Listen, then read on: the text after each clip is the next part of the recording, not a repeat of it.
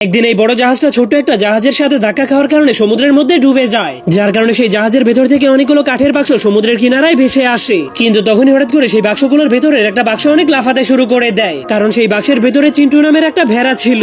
তখন সে অনেক লাফালাফি করার কারণে সেই বাক্সের মুখটা খুলে যায়, যা দেখার পর সেই ছোট্ট ভেড়াটা অনেক খুশি হয়ে জলদি করে সেখান থেকে বের হয়ে যায়। কিন্তু তখনই সে দেখতে পায় একটা ব্যাঙ তার পাশ দিয়ে লাফিয়ে লাফিয়ে যাচ্ছে। এই জন্য সে অনেক কষ্ট করে সেই ব্যাঙটাকে ধরে ফেলে, কিন্তু সেই ব্যাঙটাকে ধরার পরে সেই ব্যাঙটা মরে যাওয়ার নাটক করতে শুরু করে দেয়। তখনই হঠাৎ করে ভেড়াটা তার সামনে অনেক বড় একটা বাক্সকে দেখতে পায়। সেই বাক্সটার ভেতর থেকে অনেক ভয়ঙ্কর ভয়ঙ্কর আওয়াজ আসছিল, যা শোনার পর ভেড়াটা মনে করে সেটার ভেতরে অনেক ভয়ঙ্কর একটা রাক্ষস আটকা পড়ে গিয়েছে। ঠিক তখনই হঠাৎ করে সেই বক্সের ভেতর থেকে সেই রাক্ষসের অনেক বড় বড় নখ বের হয়ে আসে। কিন্তু নখগুলো দেখার পরেও ভেড়াটা ভয় না পেয়ে উপরে উঠে তাকে সাহায্য করার জন্য সেই বাক্সের মুখটাকে খুলে দেওয়ার চেষ্টা করে। কিন্তু হঠাৎ করে রাক্ষসটা বক্সটাকে অনেক জোরে ঝাঁকি দেওয়ার কারণে ভেড়াটা সঙ্গে সঙ্গে নিচে পড়ে যায়। ঠিক তখনই হঠাৎ করে রাক্ষসটা বাক্সটাকে ভেঙে তার ভয়ঙ্কর হাত দিয়ে ভেড়াটাকে ধরে ফেলে। কিন্তু তবুও ছোট ভেড়াটা অনেক কষ্ট করে তার হাত থেকে নিজেকে ছাড়িয়ে নেয়। এরপর ভেড়াটা অনেক রেগে বাক্সের উপর থেকে সেই রাক্ষসটাকে মারতে শুরু করে দেয়। এরপর সে সিদ্ধান্ত নেয় এই বাক্সের মধ্যে কি আছে তা না দেখা পর্যন্ত সে হাল ছাড়বে না। এই জন্য সে নারিকেল গাছ দিয়ে বিভিন্ন উপায়ে সেই বক্সটাকে ভেঙে ফেলার চেষ্টা করে। কিন্তু তবুও বক্সটা না ভাঙার কারণে সে অনেক রেগে বক্সটাকে পাহাড়ের উপর থেকে নিচে ফেলে দেয়।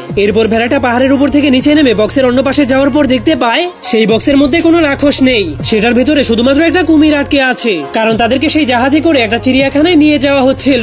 এমনকি সেই বক্সের মধ্যেও কুমিরটাকে একটা শিকল দিয়ে বন্দী করে রাখা হয়েছিল। এই জন্য অনেকদিন বন্দী হয়ে থাকার কারণে তারা দুইজন কিছুই খেতে পারেনি, যার কারণে তাদের পেটের মধ্যে ক্ষুধার যন্ত্রণায় ইঁদুর দৌড়াচ্ছিল।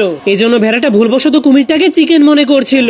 এই জন্য ভেড়াটা বলতে শুরু করে, ওয়াও, এত বড় চিকেন খেতে পারলে তো আমার পেট এখনই ভরে যাবে। এই জন্য সে দুইটা কাঁটা চামচ নিয়ে কুমিরটার মাংস খাওয়ার জন্য তার উপরে আক্রমণ করে দেয়। কিন্তু তখনই কুমিরের দাঁতের সাথে তার একটা চামচ আটকে যায়। ঠিক তখনই ভেড়াটা এই সুযোগে কুমিরটাকে রান্না করার জন্য তার হাত পা পেতে তাকে গাছের সাথে ঝুলিয়ে দেয়। কিন্তু এরপর সে নিচ থেকে আগুন জ্বালিয়ে দেওয়ার কারণে কুমিরটা প্রচন্ড আগুনের তাপে ছটফট করতে শুরু করে দেয়। কিন্তু তার ভাগ্য ভালো হওয়ার কারণে সেই রশিটা ছিঁড়ে গেলে সেই আগুনও নিভে যায়। তবুও ভেড়াটা তাকে রান্না করে খাওয়ার জন্য নতুন একটা আইডিয়া খুঁজে বের করে। এই জন্য সে আকাশে ঘুড়ি উড়িয়ে দিলেই বজ্রপাতে সে কুমিরের গায়ে লেগে যায়। কিন্তু প্রচন্ড শক খাওয়ার পরেও কুমিরের মাংসগুলো রান্না হলো না। এই জন্য কুমিরটা ভেড়াটার হাত থেকে নিজের জীবন বাঁচানোর জন্য আবারও সেই বাক্সের মধ্যে ঢুকে যায়। কিন্তু সে ওই বাক্সটাকে নিয়ে সমুদ্রের মধ্যে চলে যাওয়ার পর ভাবতে শুরু করে এখন আর ওই ভেড়াটা তাকে কিছুই করতে পারবে না। এই জন্য সে অনেক খুশি হয়ে ভেড়াটাকে ভেঙাতে শুরু করে দেয়। কিন্তু তার মৃত্যু সেই ভেড়াটার হাতেই লেখা থাকার কারণে সমুদ্রের ঢেউ তাকে আবারও সমুদ্রের কিনারে ঠেলে দেয়। এই জন্য সে প্রচন্ড ভয় পেয়ে কানে ধরে সেই বক্সের মধ্যে বসে পড়ে। কিন্তু এবার ভেড়াটা তাকে রান্না করে খাওয়ার জন্য অনেকগুলো কাঠ নিয়ে আসে।